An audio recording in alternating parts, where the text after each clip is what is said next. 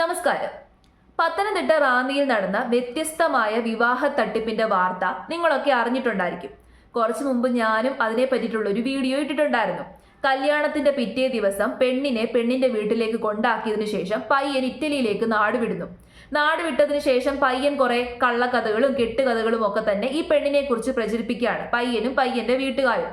ഈ പെണ്ണ് ട്രാൻസ്ജെൻഡർ ആണ്, തന്നെ വഞ്ചിച്ചതാണ്, കള്ളത്തരം പറഞ്ഞ് കല്യാണം നടത്തിയതാണ് എന്നൊക്കെ പറഞ്ഞ് പെണ്ണിനെയും പെൺ വീട്ടുകാരെയും ആവശ്യത്തിന്റെ അപ്പുറം ഇവര് നാണം കെടുത്തി. പക്ഷെ ഇപ്പൊ സത്യാവസ്ഥ പുറത്തു വരുന്നത് ആ പെൺകൊച്ചിന് ഒരു കുഴപ്പവും ഇല്ല, അതൊരു പെൺകുട്ടി തന്നെയാണ്. ആ പെൺകുട്ടിയെ ആവശ്യമില്ലാതെ അപമാനിച്ചതാണ്, ഇവൻ നാട് വിടാൻ വേണ്ടിയിട്ട് കള്ളക്കഥ ഉണ്ടാക്കിയതാണ്.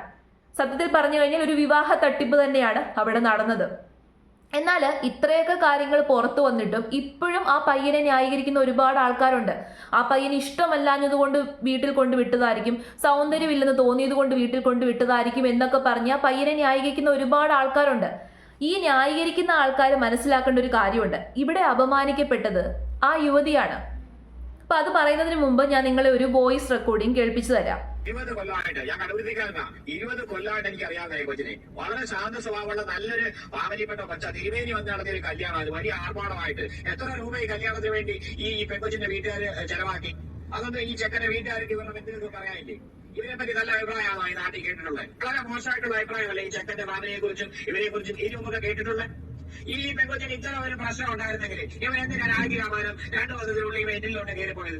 ഇവന്റെ വീട്ടിൽ പെൺപിള്ളാരില്ലേ, ഇവന്റെ പെങ്ങളില്ലേ? ഇവരെ വീട്ടിൽ പെൺകൊച്ചിനെ ഒന്ന് പരിശോധിക്കാൻ തയ്യാറാവുണ്ടായിരുന്നോ? ഇവർ ഈ കണ്ടു എന്ന് പറയുന്നു, ഈ പെൺകൊച്ചി ആറായിട്ട് കയറി കിടന്നെന്ന് പറയുന്നു. ഇവർ ഈ പെൺകൊച്ചിനെ 6-7 മാസമായിട്ട് പ്രേമിച്ച് വെച്ച് ഇവർ ഈ പെൺകൊച്ചിയായിട്ട് കറങ്ങാനും പോയി ഫോട്ടോ എടുക്കലും ഒക്കെ കഴിഞ്ഞിട്ട് ഇവരെ ഒന്ന് ചോദിക്കാൻ മേലായിരുന്നു, ഇവനൊന്നും കണ്ടില്ലായിരുന്നു. ഈ വാർത്ത വായിക്കുന്ന ആരെല്ലാം ഇതിന്റെ യാഥാർത്ഥ്യം മനസ്സിലാക്കണം. ഇതിനെ വീട്ടുകാരെയും നാട്ടുകാരെയും ഒക്കെ വിളിച്ചു വരുത്തി തിരുമേനിമാര് വരെ പങ്കെടുത്ത കല്യാണമായിരുന്നു. അത്രയും ആർഭാടമായിട്ട് നടത്തിയ ഒരു കല്യാണം. ഒരു കല്യാണം നടത്താൻ എന്തുമാത്രം ചെലവാകുമെന്ന് പറയേണ്ടതില്ലല്ലോ. പ്രത്യേകിച്ച് ഏറ്റവും കൂടുതൽ ചെലവ് വരുന്നത് പെൺവീട്ടുകാരുടെ കയ്യിൽ നിന്ന് തന്നെയാണ് കാശ് ഇറക്കുന്നത്. അപ്പോൾ ഒരു ആയുഷ്കാലം മുഴുവൻ സമ്പാദിച്ചു വെച്ച കാശൊക്കെ എടുത്ത് പെണ്ണിന്റെ കല്യാണം നടത്തി എത്ര രൂപ സ്ത്രീധനം കൊടുത്തിട്ടുണ്ടെന്ന് പോലും അറിയില്ല. നല്ലപോലെ സ്വർണവും പണവും ഒക്കെ കൊടുത്തിട്ടായിരിക്കും കല്യാണം കഴിപ്പിച്ചു വിട്ടത്. ഈ പെൺകൊച്ചിനൊരു ജോലിയൊക്കെ ഉള്ളതാണ്, നല്ല ജോലിയുള്ളതാണ്, നേഴ്സാണ്, ദുബായിൽ നേഴ്സാണ്.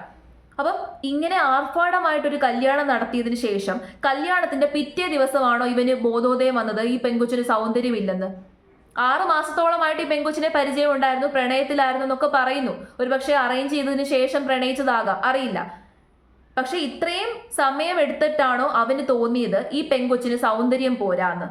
അവന്റെ സങ്കല്പത്തിനൊത്തുള്ള പെൺകൊച്ചല്ല ഇതെന്ന് അവന് തോന്നിയത് 6 മാസം എടുത്തിട്ടാണോ?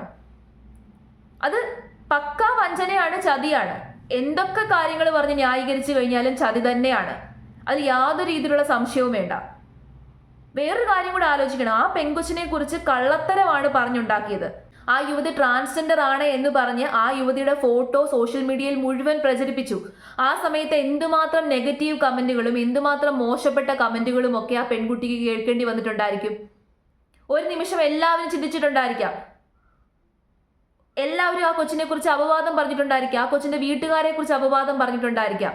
കള്ളത്തരം പറഞ്ഞൊരു ട്രാൻസ്ജെൻഡറിനെ ഒരു പയ്യന്റെ തലയിൽ കെട്ടിവെച്ചു എന്നുള്ള രീതിയിൽ വളരെ മോശമായിട്ട് അവരെ ചിത്രീകരിച്ചിട്ട് ഈ രീതിയിലുള്ള പന്ന പണിയാണ് അവർ കാണിച്ചത്. എന്നിട്ട് ഇപ്പോഴും അവനെ ന്യായീകരിക്കാൻ അവനെന്തോ വലിയ നന്മ ചെയ്തു എന്നുള്ള രീതിയിലാണ് പറയുന്നത്. എന്റെ സങ്കല്പത്തിനൊത്ത് പെണ്ണല്ലാത്തത് കൊണ്ട് പിറ്റേ ദിവസം ഞാൻ വീട്ടിലേക്ക് പറഞ്ഞു വിട്ടെന്ന്. ആ പെൺകൊച്ചിനെ വാങ്ങിച്ച സ്വർണവും പണവും ഒക്കെ ആ പെൺകൊച്ചിന് തിരിച്ചു കൊടുക്കണം. അത് മാത്രം പോരാ, ഈ കല്യാണത്തിന് ആ പെൺകൊച്ചിന്റെ വീട്ടുകാർ ചെലവാക്കിയ അത്രയും പൈസയും നഷ്ടപരിഹാരമായിട്ട് ആ പെൺകൊച്ചിന്റെ വീട്ടുകാർക്ക് ഇവന്റെ കയ്യിൽ നിന്ന് തന്നെ വാങ്ങിച്ചു കൊടുക്കണം. ഇപ്പൊ ഏതായാലും FIR ഇട്ടിട്ടുണ്ട്. ഇറ്റലിയിലേക്ക് കടന്നവനെ എത്രയും പെട്ടെന്ന് തന്നെ നമ്മുടെ നാട്ടിലേക്ക് എത്തിക്കാനുള്ള ഒരു വഴി കണ്ടെത്തണം. അത്രയും മോശപ്പെട്ട പരിപാടിയാണ് ആ ചെറുക്കൻ കാണിച്ചത്, ആ പയ്യൻ കാണിച്ചത്. ആ പെൺകൊച്ചിനെ വെറുതെ വീട്ടിൽ കൊണ്ട് വിടുക മാത്രമായിരുന്നു എന്നുണ്ടെങ്കിൽ നമുക്ക് പിന്നെ ക്ഷമിക്കാം. ആ കൊച്ചിനെ കുറിച്ച് കള്ളത്തരം പറഞ്ഞ് എല്ലാവരുടെയും മുമ്പിൽ അതിനെ അപമാനിച്ച് നാണം കെടുത്തി അതനുഭവിച്ച മാനസിക പ്രശ്നം, മാനസിക വിഷമം എത്രത്തോളമാണ് നിങ്ങളൊന്ന് ആലോചിച്ച് നോക്കിക്കേ, ഊഹിച്ചു നോക്കിക്കേ. ഒരു തെറ്റും ചെയ്യാതെ കല്യാണത്തിന്റെ പിറ്റേ ദിവസം പയ്യൻ വീട്ടിലേക്ക് കൊണ്ടുവിട്ടിട്ട് പോവാണ്. ഒന്നും പറയുന്നില്ല, ഒന്നും അറിയുന്നില്ല. എത്ര സ്ട്രോങ് ആണ്, എത്ര സൈക്കോളജിക്കലി സ്ട്രോങ് ആണ്, ഇമോഷണലി സ്ട്രോങ് ആണ് എന്ന് പറയുന്ന ആളും തളർന്നു പോകത്തേ ഉള്ളൂ. അതും കൂടാതെ ഇങ്ങനെ കള്ളത്തരം പ്രചരിപ്പിച്ചേക്കുന്നു. ഈ പയ്യൻ ഒരു സൈക്കോയാണെന്നാണ് ആ നാട്ടുകാർ മുഴുവൻ പറയുന്നത്. അതിന്റെ ഒരു റെക്കോർഡുണ്ട്, അതും കൂടി ഞാൻ കേൾപ്പിച്ചു തരാം. മറ്റേ ഞാനായ കത്തോലിക്കത്തെ ഒരു പെണ്ണായിരുന്നു കല്യാണം കഴിച്ചു. തിരുമേനിയാ കല്യാണം കഴിപ്പിച്ചത്. കല്യാണം കഴിച്ചിട്ട് അന്ന് വൈകിട്ടായിരുന്നു കല്യാണം. കല്യാണം കഴിഞ്ഞിട്ട് അവരുടെ വീട്ടിലാ ചെറുക്കനും ഇവരുടെ വീട്ടിലാ, പെണ്ണിന്റെ വീട്ടിലോട്ട് പോയില്ലായിരുന്നു. ഈ ചെറുക്കനൊരു സൈക്കോ ഇവൻ രാത്രിയിൽ ആ പെണ്ണിനെ അയാൾ പിടിച്ച് ചെയ്യുകയൊക്കെ ചെയ്തു. ആ കൊച്ചൊക്കെ പേടിച്ചു പോയി. അതിനെ രാവിലെ ഇവൻ കൊണ്ട് വിട്ടിട്ട് ഇവർ നേരെ ഇറ്റലിക്ക് ഞാൻ കയറിപ്പോയേ. എന്നിട്ട് ഇവൻ പറഞ്ഞുണ്ടാക്കി ആ പെണ്ണ ആണാ മറ്റേന്ന് പറഞ്ഞുകൊണ്ട് ഇതാക്കിയേക്കും. കല്യാണത്തിന്റെ ഹോളിന്റെ പൈസ കൊടുത്തിട്ടില്ല, സ്റ്റുഡിയോക്കാരന്റെ പൈസ കൊടുത്തിട്ടില്ല, കേറ്ററിംഗുകാരന്റെ പൈസ ഒന്നും കൊടുക്കാതാ പോയേക്കുന്നത്.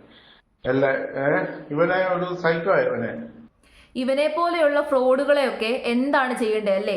ഈ ഫ്ലിപ്കാർട്ടിൽ നിന്നും മീഷോയിൽ നിന്നും ഒക്കെ നമ്മൾ ഡ്രസ്സും സാധനങ്ങളും ഒക്കെ വാങ്ങിക്കത്തില്ലേ? ഡ്രസ്സ് വാങ്ങിച്ച് വീട്ടിൽ വന്ന് ഡ്രസ്സ് ഇട്ട് നോക്കിയതിന് ശേഷം അത് കൊള്ളത്തില്ലെന്നുണ്ടെങ്കിൽ നമ്മൾ റിട്ടേൺ അടിക്കും. അതുപോലെ അവൻ ചെയ്തേ.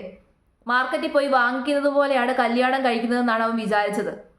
അവന് തോന്നുമ്പോൾ ഊരിക്കളയാനും തോന്നുമ്പോൾ എടുത്തിടാനും ഉള്ള വസ്തുവാണല്ലോ പെണ്ണുങ്ങൾ. അവൻ ഇഷ്ടപ്പെട്ടില്ല, തിരിച്ച് വീട്ടിലേക്ക് റിട്ടേൺ ചെയ്തു. എന്നാൽ അവൻ നേരത്തെ ചെയ്യാമായിരുന്നല്ലോ, നേരത്തെ പറയാമായിരുന്നല്ലോ. കല്യാണത്തിന് മുമ്പ് എത്രത്തോളം സമയം ഉണ്ടായിരുന്നു? ആ സമയത്തൊന്നും ഇവന് തോന്നിയില്ലേ? സ്വർണവും പണവും ഒക്കെ കിട്ടണ്ടേ? കല്യാണം കഴിഞ്ഞെങ്കിലല്ലേ സ്വർണവും പണവും ഒക്കെ കിട്ടത്തുള്ളൂ. അപ്പൊ കിട്ടിയ സ്വർണവും പണവും ഒക്കെ ആയിട്ട് അവനങ്ങ് മുങ്ങി. അതാണ് സത്യം, അതാണ് യാഥാർത്ഥ്യം. ഇപ്പോഴും ഇവരെ പോലെയുള്ളവരെ ന്യായീകരിക്കുന്ന ആൾക്കാരോട് എനിക്ക് പറയാനുള്ളത്, നാളെ ഈ അവസ്ഥ പല പെൺകുട്ടികൾക്കും വരും. നിങ്ങളുടെ വീട്ടിലുള്ള പെൺകുട്ടികൾക്കും വരാം. ആ സമയത്ത് എന്ത് ചെയ്യും? ഇതുപോലെയുള്ള ഫ്രോഡുകളെ, ഇവനൊക്കെ പക്ക ഫ്രോഡാണ്. ഇതുപോലെയുള്ള ഫ്രോഡുകൾക്ക് നാട് വിടാനുള്ള അവസരം എത്രയും പെട്ടെന്ന് ഉണ്ടാകും. അതാണ് ഏറ്റവും വലിയ വിഷയം. പിന്നെ അവനെയൊക്കെ നാട്ടിലെത്തിക്കാൻ വേണ്ടിയിട്ട് നമ്മൾ വെയിറ്റ് ചെയ്യണം. ഇതുപോലെയുള്ള ഫ്രോഡുകൾക്ക് നല്ല ഒന്നാന്തരം ശിക്ഷ കൊടുക്കാതെ ഇത്തരം കാര്യങ്ങൾ നമ്മുടെ നാട്ടിൽ അവസാനിപ്പിക്കാൻ പറ്റില്ല. നാളെ ഇതുപോലെയുള്ള ഫ്രോഡ് പരിപാടികൾ പല ആൾക്കാരും കാണിക്കും. അവന്മാരും അവളുമാരും കാണിക്കും.